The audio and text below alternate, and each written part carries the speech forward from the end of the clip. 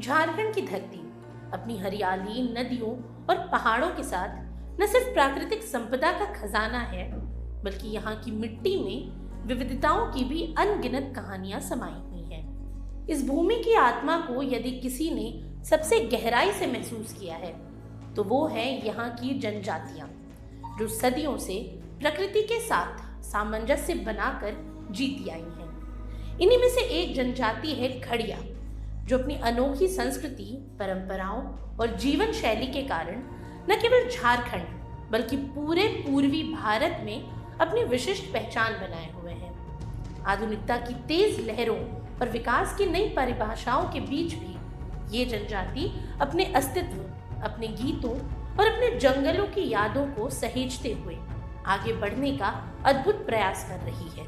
वहीं खड़िया जनजाति का इतिहास उतना ही गहरा और रहस्यमयी है जितना कि इस धरती का जंगलों से रिश्ता। माना जाता है कि इनकी उत्पत्ति कोल वंश से हुई, जिन्हें भारत के आदिम निवासियों में गिना जाता है।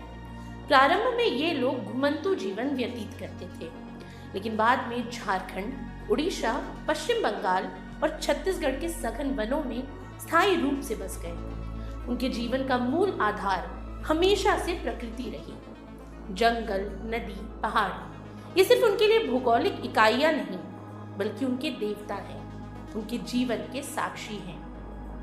प्रकृति से उनका ये नाता पीढ़ियों से चला रहा है और शायद यही कारण है कि आज भी जब हम इन इलाकों में जाते हैं तो वहाँ की मिट्टी, हवा और वृक्षों में जो अद्भुत जीवंतता महसूस होती है वो खड़िया संस्कृति की आत्मा है। हालांकि आज खड़िया जनजाति झारखंड के गुमला, सिमडेगा, लोहरदगा, रांची और पश्चिमी सिंहभूम जिलों में बड़ी संख्या में निवास करती है। इनके अलावा उड़ीसा, पश्चिम बंगाल और छत्तीसगढ़ के इलाकों में भी 3 प्रमुख शाखाओं में विभाजित है: ढेल की खड़िया, डूढ़ खड़िया और पहाड़ी खड़िया। अब ढेल की खड़िया अपेक्षाकृत आधुनिक सोच रखने वाला समूह है, जिसने आधुनिक समाज से घुलना मिलना सीख लिया। वहीं डूढ़ खड़िया ये समुदाय अब भी कृषि और श्रम कार्यों में निपुण है।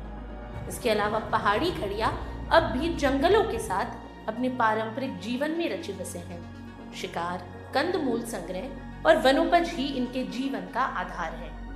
उनकी जीवन शैली में आज भी वो प्राकृतिक गंध बसी है जो सभ्यता के पहले कदमों से भी पुरानी है।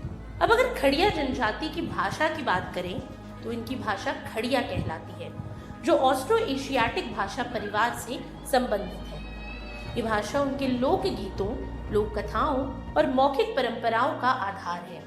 यद्यपि आधुनिक समय में ये हिंदी, नागपुरी और संथाली भाषाओं का भी प्रयोग करते हैं, लेकिन अपनी मातृभाषा के प्रति इनका लगाव आज भी वैसा ही है जैसा किसी माँ के प्रति स्नेह होता है। उनके लोक गीतों में जीवन की सहजता, संघर्ष की दृढ़ता और प्रकृति के प्रति प्रेम झलकता है।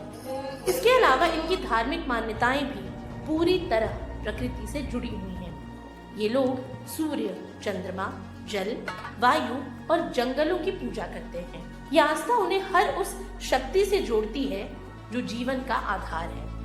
हालांकि समय के साथ कुछ समुदाय हिंदू और ईसाई धर्म भी अपनाने लगे, लेकिन अपनी पारंपरिक पूजा पद्धतियां, अनुष्ठान और पर्व आज भी उनके जीवन का केंद्र बने हुए हैं। उनके प्रमुख त्योहार सरहुल, कर्मा, मांझी पर्व और सोहराई हैं, जो फसल, प्रकृति और सामुदायिक एकता का उत्सव है। इन त्योहारों के दौरान गांवों में नाच गान, उत्सव और सामूहिक भोज का वातावरण बन जाता है।